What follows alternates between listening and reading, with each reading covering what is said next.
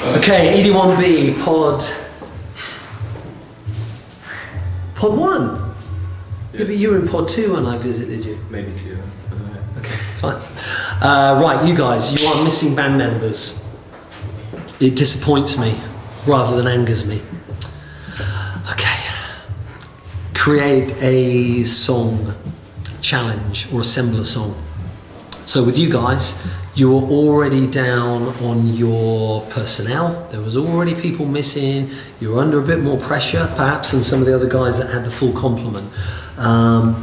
You've created the track. What was the main kind of source of inspiration to start with? Who got the ball rolling?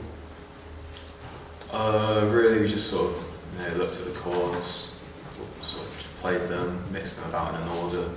Then we were just talking about what sort of genres we were going for, because we didn't want it to be uncomfortable for like members. So we wanted it to be like right for everyone in the band. So genre driven, yeah. Yeah, so brilliant. Sort of Okay. So we just sort of put 4 chords together and plays about with it until we liked it, sort of. Great. So again, without kind of labouring the point, once again, that is dictating the tempo and the time signature. Yeah. It wasn't a deliberate attempt to make it 7/4 or 6/8 or something like that, unless that idea kind of sparked that. Yeah. Okay. Cool. So you decided as the guitarist what the ordering of the chords would be. Kind of went from there, did you? Yeah. Okay. So next, Katie, you with the bass. Were you looking over at what Ben was playing? Were you playing by ear? Were you using your previous knowledge about knowing where to sound an E or a D or a G on the bass or whatever it was? I followed his chords. Yeah. And then just made up a thing that matched what Charlie was playing on the drums, so that it would sound good. Great. So you were considerate with the fact that Charlie's rhythm, obviously he's not here, he's ill today, but his rhythmical kind of decision making, if you like, was governed by that lead with the guitar. But is that a good example of what I gave earlier with regard to the kick drum and the bass kind of being in sync with each other to make it work? Yeah. Cool, brilliant. But am I right in thinking, because you know the notation on the bass, you could easily look over to Ben, and even if you're jamming something out, have a good idea of where his fingers are on the fretboard and be able to kind of follow that.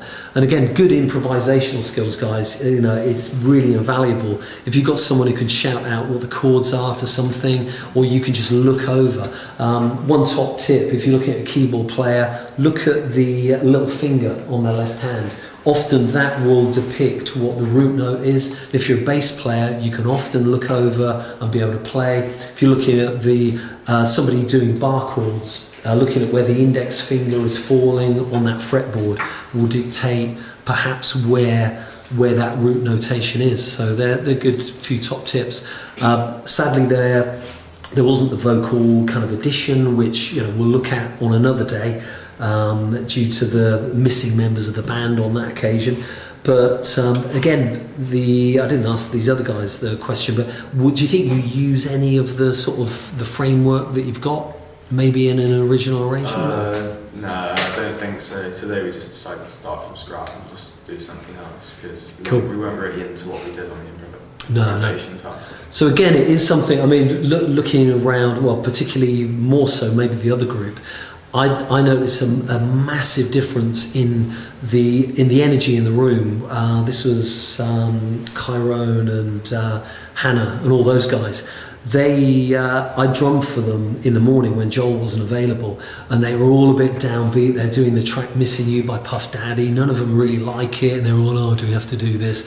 Then when I set them up in the live room and they were doing something creative and something that they were putting the input in, the atmosphere was entirely different. It was great, really, really good, and they came up with some great stuff as a result. So you've got to be into it, to provide your best possible performances. Yeah, give these guys a round of applause. Thank you.